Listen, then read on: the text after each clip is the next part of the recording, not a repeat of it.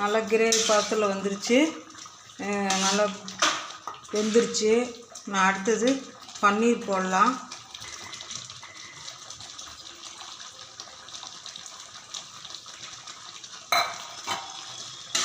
பன்னீர் போட்டு அதிக நேரம் வேக விடக்கூடாது.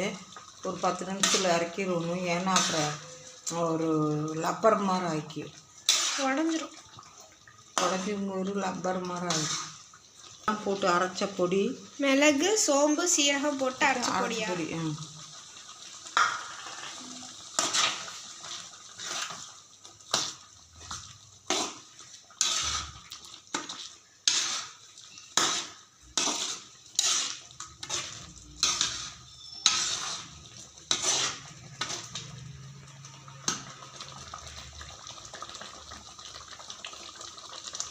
அடுத்தது மல்லித்தழை போட்டு மல்லித்தழை தூவி இறக்கிடுவோம்.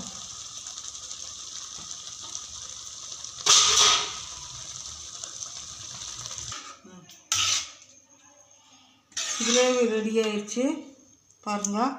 சப்பாத்திக்கு என் பேத்திகளுக்கு போட்டு கொடுக்குறேன். சாப்பிட்டு பார்த்து டேஸ்ட்டு சொல்லுங்கடா தங்கங்களா. இல்லை